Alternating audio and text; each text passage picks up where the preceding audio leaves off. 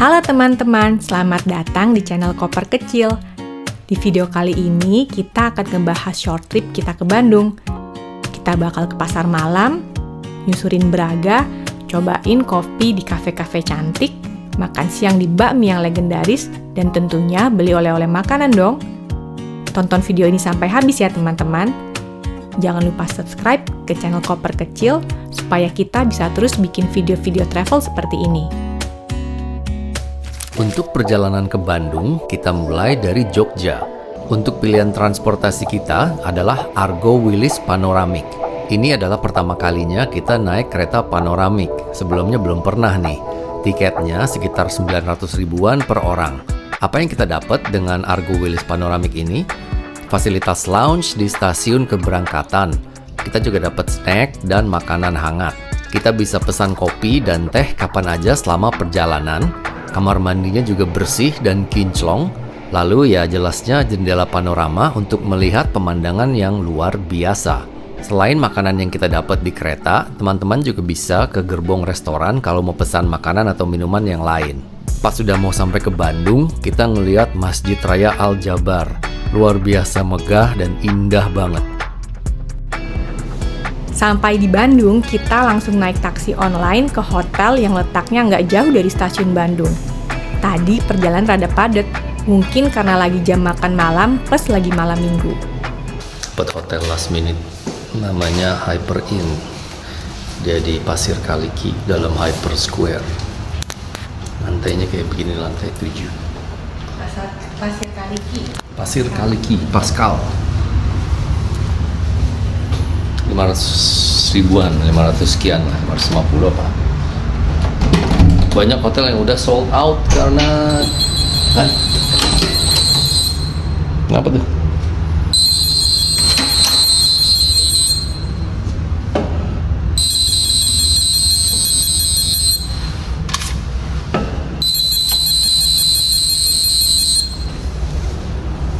Apa ini? Gak tahu kenapa tadi pintunya bunyi-bunyi. Tapi udah nggak bunyi lagi. Barang udah bapain. Kamar mandi ya oke lah, basic. That's the job. Yang tempat tidurnya double udah habis, jadi single. Ada tempat naruh baju. Udah sih, basic aja ya. Iya. Di sini jalan-jalan. Selesai check-in dan taruh koper di hotel, kita lanjut cari tempat buat makan malam sekalian explore Pascal Hyper Square. Di kawasan ini tuh jadi ada ruko-ruko, ada hotel, ada shopping mall gede namanya 23 Pascal Shopping Center. Tadi sampai di hotel, kita lihat Google Maps.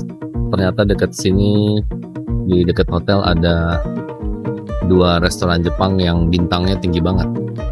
Yang ini namanya Sushi Okinawa, bintangnya 4,8. Terus yang ngasih review udah 1000-an lebih.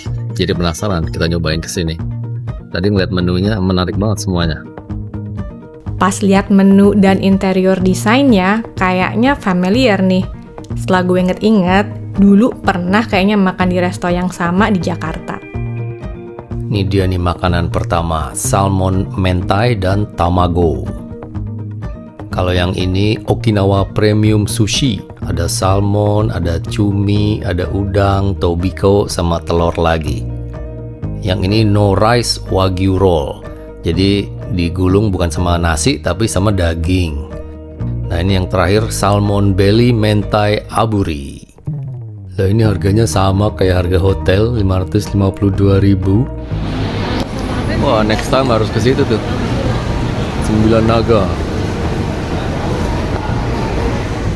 Buat teman-teman yang punya tiket Wush, ada free shuttle dari stasiun Bandung Pintu Utara ke 23 Pascal Lobby dan arah sebaliknya juga. Tinggal tunjukin tiketnya aja. Kelar makan, kita keliling-keliling nemu ada tempat buat pijet. Kemarin pas di Jogja nggak sempet kita pijet. Boleh juga nih kita pijet dulu.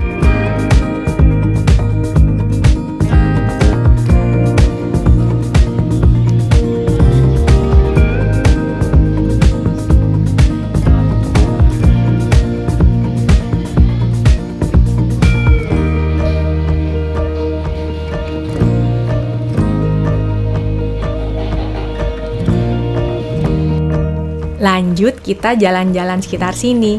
Dari jauh kita lihat ada palang Pascal Food Market. Awalnya kita sangka dah tutup. Pas kita jalan makin deket, ternyata masih buka. Ada live music dan rame banget. Pilihan makanannya beragam. Tempat duduknya banyak. Ambience lampunya yang cozy gitu. Boleh juga nih kapan-kapan kesini lagi buat kulineran.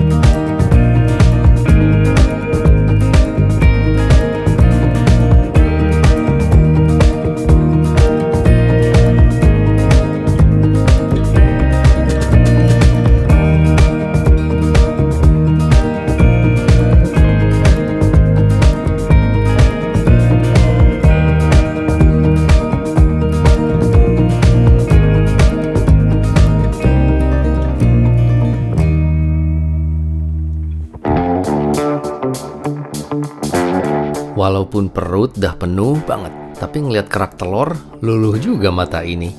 Kapan ya terakhir kali lihat penjual kerak telur? Di Jakarta juga udah jarang kayaknya. Kita pesan kerak telur pakai telur bebek. Pas pesen kerak telur, kita juga jadi tahu kalau bayarnya tuh nggak langsung sama bapaknya. Jadi kita dapat slip dari si bapak. Nah, slipnya ini kita bayar di kasir. Resip yang kita dapat sudah bayar, kita kasih ke bapaknya sebagai tanda bayar. Stay tune ya, karena besok pagi kita mau susurin Jalan Braga dan cobain kopi di kafe-kafe cantik. Kalau teman-teman suka dengan konten video travel dan kulineran seperti ini, jangan lupa subscribe ke channel Koper Kecil, supaya kita bisa bikin video-video travel seperti ini terus. Ini gue nggak tahu apakah sekarang udah mulai jarang atau gimana ya tentang kerak telur. Zaman gua kecil dulu itu banyak banget, tapi sekarang ya itu jarang banget. Jadi mungkin teman-teman yang Gen Z mungkin apa belum pernah nyobain ya. Jadi kalau penasaran, dia tuh bahannya beras ketan, namanya kan juga kerak, jadi tuh kayak digoreng di bawah wajan tuh sampai berkerak gitu. Tapi nggak semuanya kerak, jadi masih ada bagian kenyalnya juga. Terus dikasih telur, ada telur bebek, ada telur ayam. Yang ini kita pesennya telur bebek. Terus dia juga pakai semacam serundeng ebi gitu. Sama yang juga bikin sedep itu, dia pakai kelapa parut. Bau kelapanya enak. Dan juga aku lihat nih kayaknya dia dikasih bawang goreng juga. Jadi gimana? Mau nyobain nggak? Fakta menarik lagi nih teman-teman. Ternyata kerak telur itu diciptakannya secara nggak sengaja loh. Sejarah kerak telur dimulai sejak masa penjajahan Belanda di Indonesia. Makanan ini pertama kali diciptakan oleh masyarakat Betawi yang tinggal di Jakarta pada abad ke-18. Penciptaan kerak telur ini konon diciptakan secara nggak sengaja ketika masyarakat ingin membuat makanan dari bahan dasar kelapa. Jadi dia tuh dibalik kayak gini, terus mungkin supaya bagian atasnya matang juga nih. Wah, diputer-puter jadi supaya rata nih matangnya di segala sisi sambil dikipasin. Ini juga dibakarnya kan entah pakai arang atau pakai apa tuh ya. Jadi mungkin ngaruh juga ke ada rasa asapnya gitu gimana. Seneng juga nih nostalgia lihat bapaknya masak kerak telur. Dulu waktu gue SD, kalau lagi pengen kerak telur, gue biasa beli di daerah Menteng di Jakarta. Sentuhan final dikasih itu kayaknya serundeng ya atau bawang goreng atau dua-duanya, serundeng, bawang goreng, terus dipotong-potong nih kayak pizza ya, dibagi 6. Oke, dibungkus terus nanti kita ambil. Sip, siap. Jarang-jarang punya ketemu kerak telur.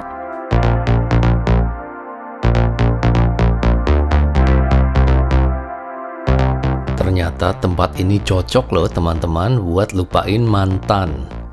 Pascal Food Market ini buka sampai jam 12 malam. Kalau yang ini namanya Fountain of Hope and Luck. Katanya sih kalau kita lempar koin ke kolamnya, nanti hasrat hidup kita bisa terpenuhi dan hidup kita bisa penuh dengan keberuntungan. Tapi lebih enak lagi kalau kita punya kolam kayak gini nih, jadi dilemparin koin terus, jadi banyak duit. Pengennya sih stay lebih lama dengerin live music, tapi mata udah berat banget. Saatnya istirahat, recharge energi buat besok.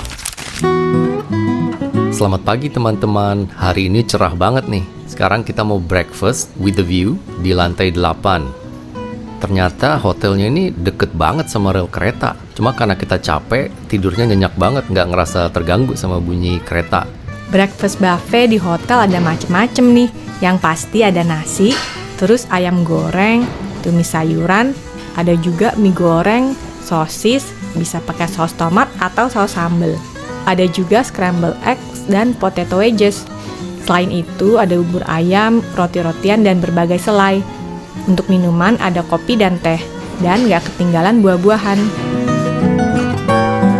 Selamat makan! Pagi ini nanti kita mau ke Jalan Braga, kita mau cari kopi-kopi enak. Habis itu kita mau susurin jalan kaki, mau cari genderuwo.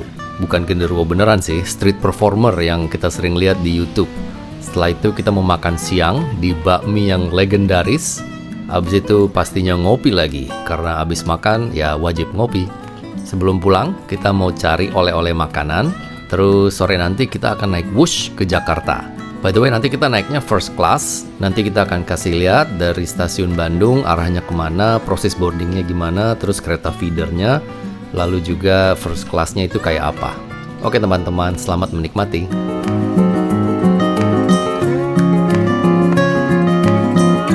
Kalau kita baca-baca, ada beberapa teori tentang asalnya nama Braga. Para ahli sastra Sunda menyebut bahwa nama Braga menunjuk pada kata Baraga, yakni jalan di tepi sungai. Dan emang jalan Braga terletak di tepi sungai Cikapundung. Teori lainnya, dalam bahasa Sunda, nama Braga juga berasal dari kata ngabaraga, yang memiliki arti bergaya, nampang, atau mejeng. Selain itu, masih ada teori-teori lain seperti yang pertama, Braga berasal dari nama seorang penulis naskah drama, yaitu Theotila Braga. Karena kawasan ini dulu pernah menjadi markas perkumpulan drama Belanda di tahun 1882. Teori lain juga bilang nama Braga itu bermula dari minuman keras khas Rumania yang sering disajikan di Societet Concordia, yang sekarang adalah Gedung Merdeka di bagian selatan Bregaweg. Pendapat lain mengatakan jika nama Braga diambil dari nama dewa puisi dalam mitologi Jerman, yaitu Bragi. Teorinya banyak juga ya. Menurut teman-teman, teori yang mana nih yang benar? Buat teman-teman di Bandung, boleh nih dikasih komen kalau punya info tentang nama Braga. Selamat pagi. Tadi bangun kita udah sarapan dikit di hotel, terus check out. Sekarang kita ke daerah Braga. Cuman nggak nemu ada penitipan koper. Ada tapi di dekat stasiun yang buka baru jam 11. Terus di mall juga ada tapi jauh juga. Nyarinya pengennya di station biar nanti langsung pergi. Nggak nemu, ya udah koper kita bawa semua di Braga. Hari ini jalan-jalan bawa koper. Itu ada kopi enak. Mau jalan boleh deh beli kopi? Oke, kita beli kopi di situ. Apa tuh? Sawo Coffee.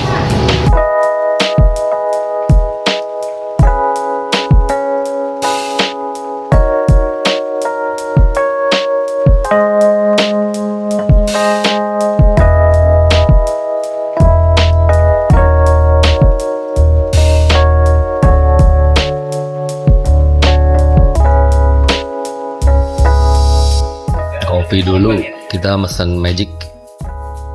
Baru dengar juga kopi Magic. Jadi gue kalau pesen kopi biasanya itu flat white tapi double shot supaya lebih kenceng. Orangnya bilang dicobain kopi Magic aja mas. Itu adalah kayak cappuccino tapi double shot. Nah buat lu yang suka kopi kenceng, dicobain deh kalau belum, kopi Magic. Cuma nggak di semua tempat ada. Yang gue suka di Braga ini jalanannya batu gitu, kayak zaman dulu. Terus masih rapi ya. Nah ini di sebelah kanan ada Wilujeng Sumping, yang artinya selamat datang. Ini ada toko bubur ayam, kayaknya laku keras nih, yang antri banyak banget. Dia tuh di sebelah toko kue laker. Laker itu artinya laku keras ternyata. Terus di dalam situ ada pentol goreng. Katanya sih pentol itu dari Jawa Timur ya, tapi gue orang Jawa, aku nggak pernah denger ya pentol goreng. Nah ini Coffee Braga, di depannya ada anak-anak band yang lagi check sound, kayaknya dia mau manggung habis ini.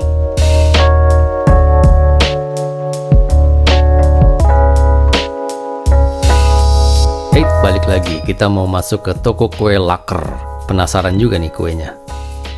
Tapi untuk masuk ke toko kue laker, kita harus lewat toko kopi Jawa. Kopi lagi nggak nih?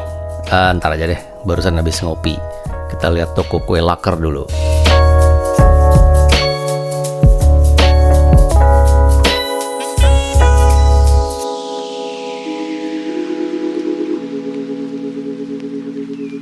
Waduh, si mbak pakai kaos garis-garis tuh udah sampai bawa koper segala tuh, udah mau borong tuh kayaknya.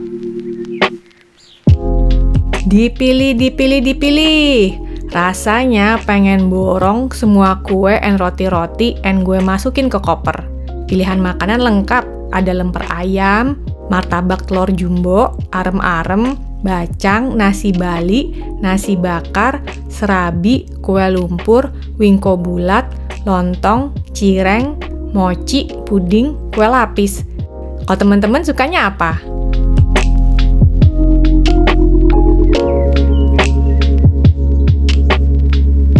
Kalau ini pilihan menu roti-rotinya. Harga makanan di sini dimulai dari 3.000, tapi rata-rata sekitar belasan ribu.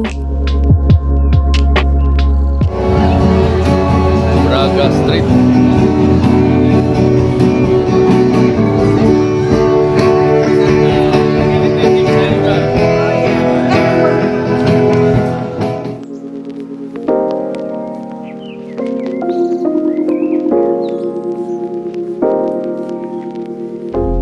Ada info menarik nih.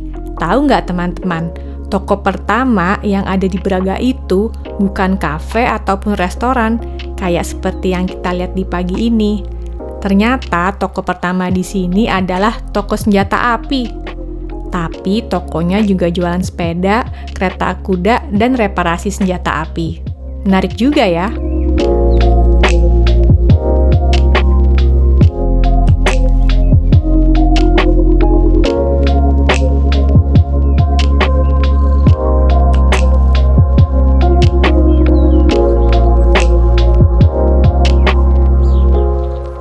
Ini ada sambal jahat plus lauk plus lalapan 20.000. Uniknya ini sambal jahat sebelahnya itu adalah rumah hantu. Ini gue kemarin sempat jalan-jalan juga ke Kota Tua Jakarta, ada rumah hantu. Terus di Malioboro ada rumah hantu. Kayaknya kalau tempat yang turistik wajib ada rumah hantunya. Di ujung jalan Braga kita lanjut lagi. Itu ada Bank BJB, lokasinya strategis banget ya. Semua orang yang lewat dia ngeliat itu bank. Di sebelah kanan ini ada banyak kafe juga. Yang pertama kita lihat ini ada Jabarano Coffee. Terus di sebelah kiri ada Sarinah, tempat pembelanjaan. Terus ada juga Filosofi Kopi, ada Simple Space. Kayaknya dia coworking space gitu ya. Dalamnya juga kelihatan ada kopi-kopian.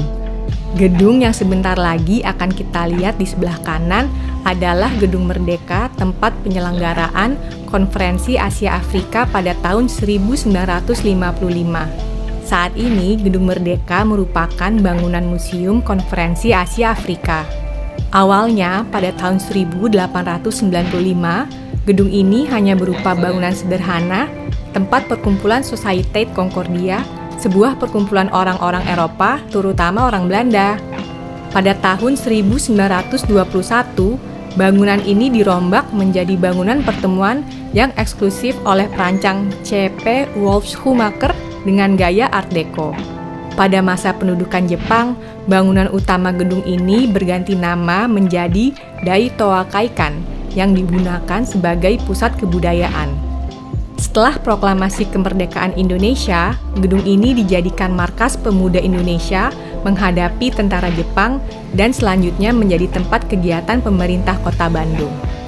Menjelang Konferensi Asia Afrika, Oleh Presiden Soekarno, gedung ini direnovasi dan diubah namanya menjadi Gedung Merdeka pada 7 April 1955. Sayangnya di trip kali ini kita nggak sempet ke Museum Konferensi Asia Afrika. Teman-teman bisa cek ke website museumnya untuk informasi terkini mengenai jam buka dan harga tiket masuk. Nah ini dia nih yang udah gue tunggu-tunggu, para genderuwo sudah gentayangan. Kemarin di Jogja kita ngelihat 1-2 tapi lupa ngerekam. Nah di sini bisa lihat sepuasnya. Ini yang pertama nih genderuwonya hormat nih sama kita. Lihat nih.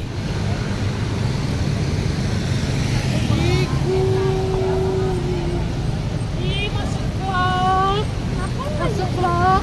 Ya, tereliminasi.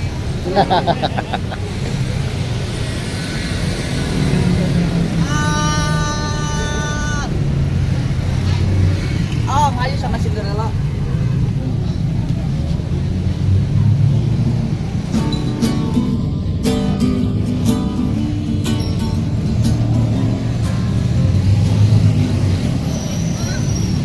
Ayo makasih, barangkali. Oh.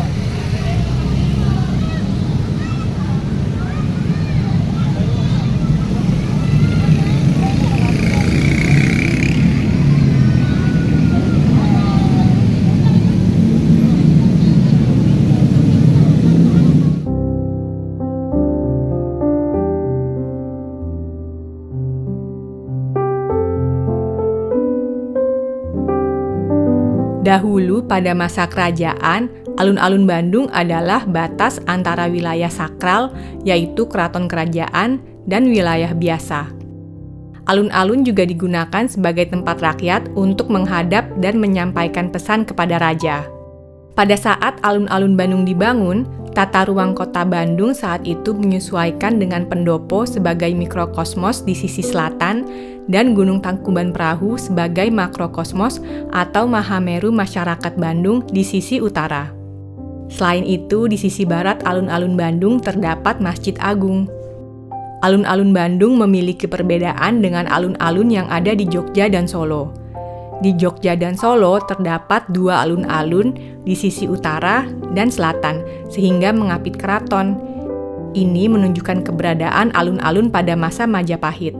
Oh iya, ngomong-ngomong soal Jogja, jangan lupa untuk tonton video kita di YouTube tentang trip 3 hari 2 malam kita ke Jogja. Linknya bisa teman-teman lihat di bagian deskripsi. Oke, kembali ke Bandung. Kalau teman-teman sempat, nanti bisa juga cobain namanya Bandros, yaitu Bandung Tour on Bus. Dia setiap hari jam operasionalnya dari jam 8 pagi sampai jam 4 sore, bayarnya 20.000, beli tiket langsung di bus. Di depan kita sekarang ini adalah pendopo kota Bandung. Dia itu sebenarnya adalah rumah dinas bagi wali kota Bandung. Nah di tahun ini nih dia dibuka lagi untuk objek wisata. Sayang sekali teteh yang satu ini sayangnya tereliminasi. Jadi dia pulang bawa koper, tapi dia menuju ke sebuah tempat makanan bakmi yang legendaris. Di manakah itu?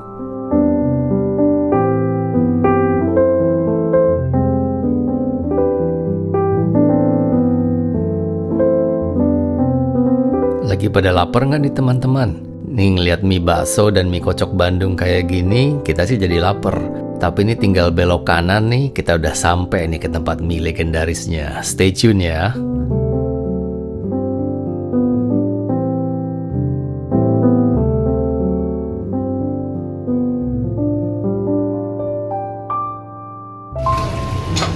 Dua orang boleh.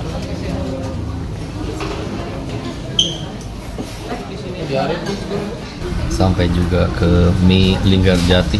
Ada yang udah pengen banget. Mie-nya enak, jaminnya. Terus dia terkenal dengan es alpukat. Menu makanannya ada mie dan bihun. Bisa pesan setengah porsi, bisa pesan 1 porsi. Untuk mie ayam doang, setengah porsinya 45.000, tapi kalau 1 porsi 50.000. Ya mendingan beli 1 porsi, kalau nggak habis bawa pulang. Harga untuk 1 porsi mulai dari 50.000, tergantung kita mau tambahin apa aja. Ada ayam, bakso, pangsit, babat, siomay, tahu, dan lain-lain. Minumnya yang terkenal nih es alpukat. Setengah porsi 40.000, satu porsi 45.000. Udah nggak usah lihat menu yang lain lagi, pesennya es alpukat aja. Tapi kalau masih mau juga, ini dia menunya. Ini alpukatnya enaknya ada campuran, jadi ada kayak bongkahan-bongkahannya juga, tapi ada yang udah smooth juga, jadi campur. Enak banget. Cobain dulu. Udah Pernah nyoba soalnya, jadi udah tahu enak. manis ya? Manisnya pas, creamy-nya pas, ada bongkahannya pas. Habis semua ludes. Ludes, enak banget. Maukah istri bahagia? Total kita habisnya 145.000 karena es alpukatnya berdua aja. Kita mau ngopi, nyobain kopi ini satu atap, reviewnya bagus. Ini tadi kita lupa ngerekam perjalanan, jadi kita teleportasi ke cafe ini. Istri kuat.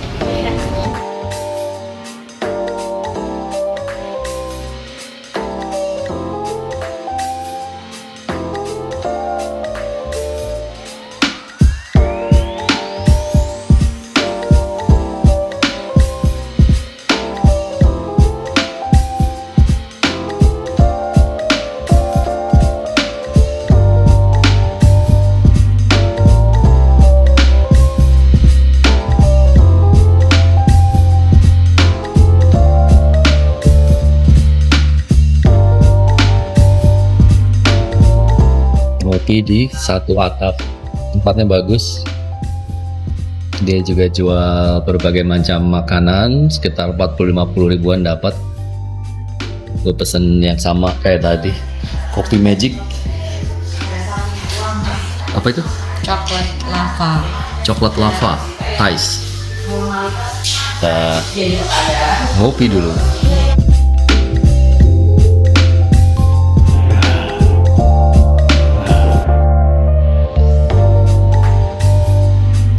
Wah, lumayan banget nih, nasi sayur lodeh 19.000 buat referensi lain kali kesini.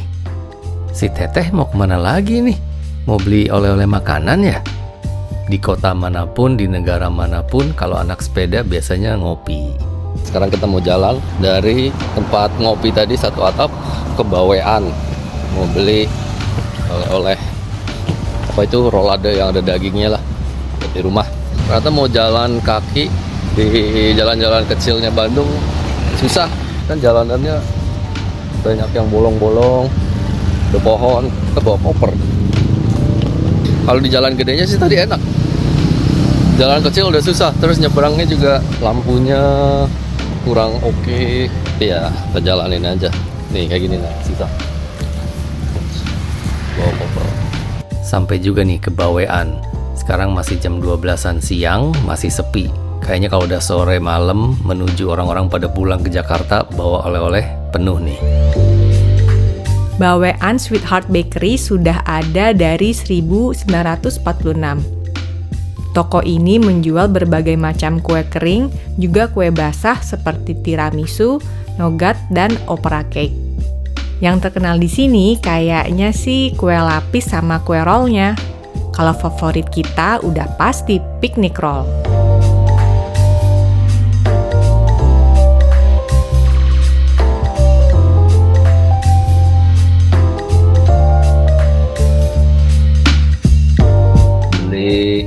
Bawean apa aja? Ada Cheese stick, itik, ada coklat sama ada ini picnic roll yang tak.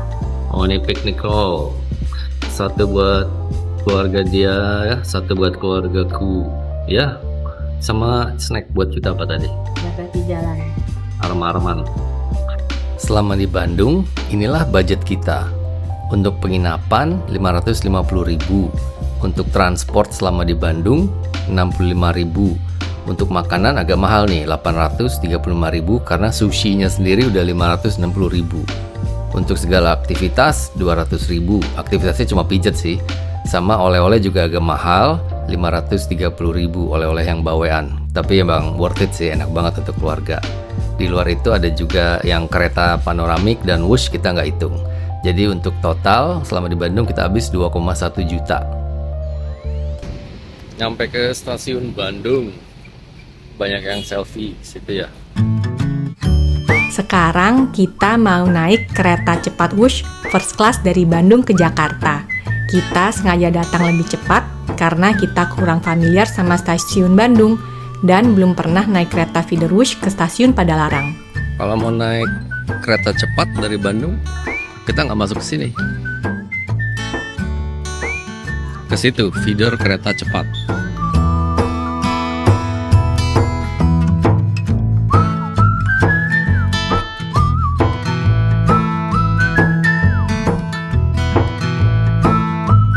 Sekarang jam 12.39.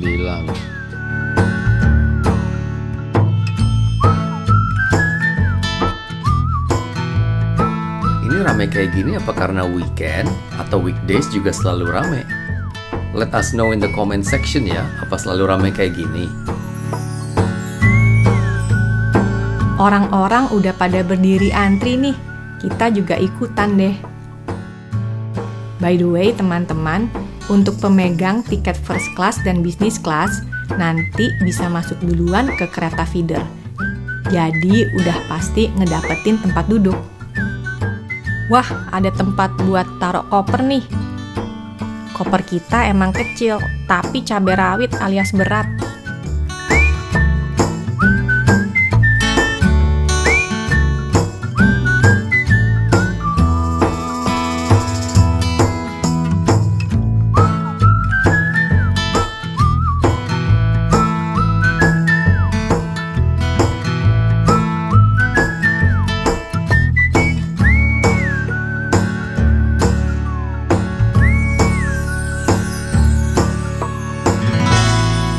Pemegang tiket first class dan business class juga mendapatkan akses ke lounge yang terletak di ujung ruang tunggu keberangkatan. Di dalam lounge keberangkatan, teman-teman bisa minum kopi dan teh, juga disediakan cemilan roti-rotian.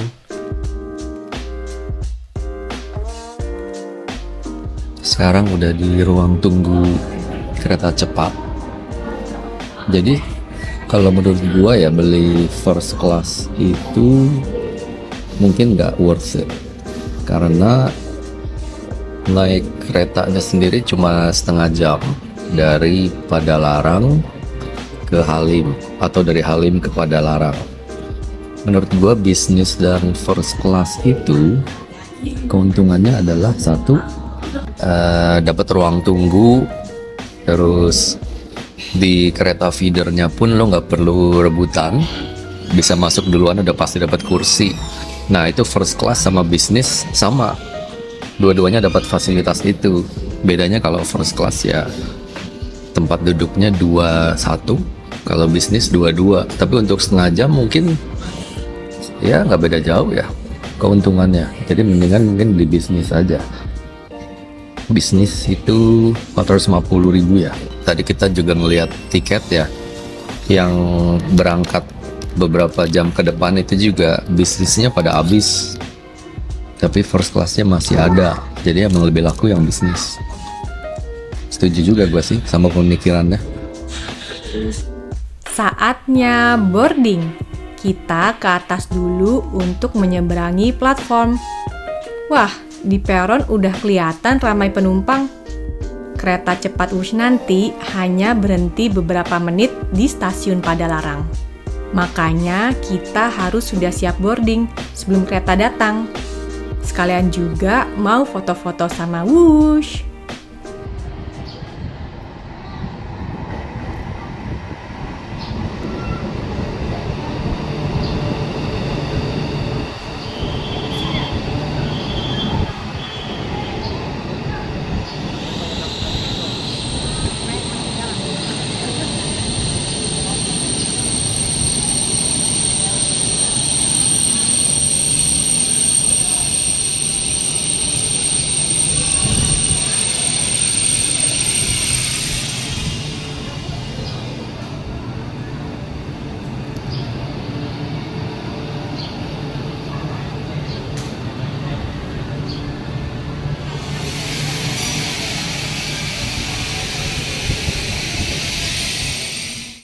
Kita dapat yang paling belakang.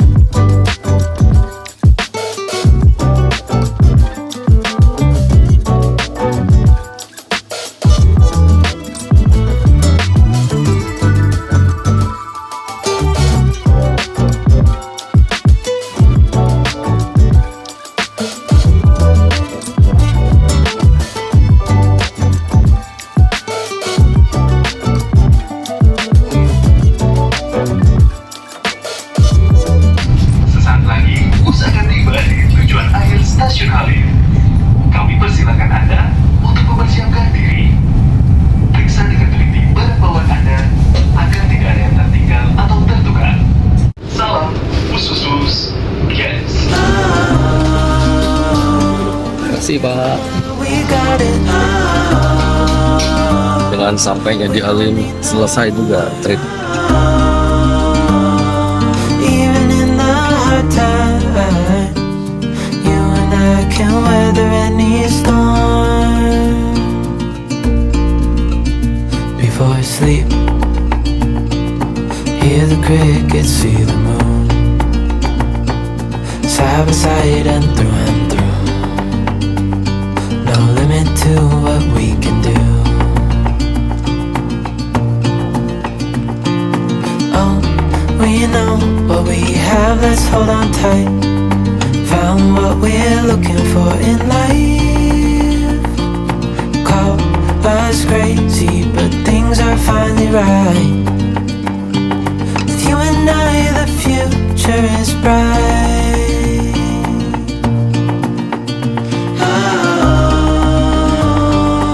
You and I, we got it. We don't need no more. Even in the hard times, you and I can weather any storm.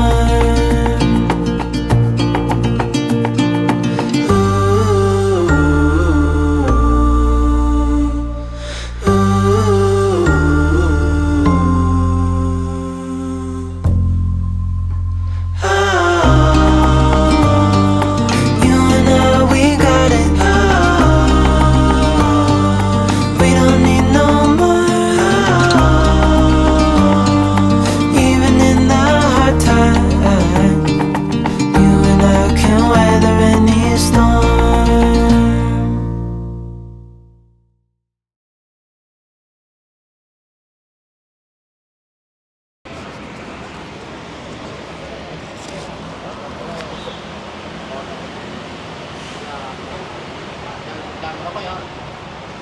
Melihat sana.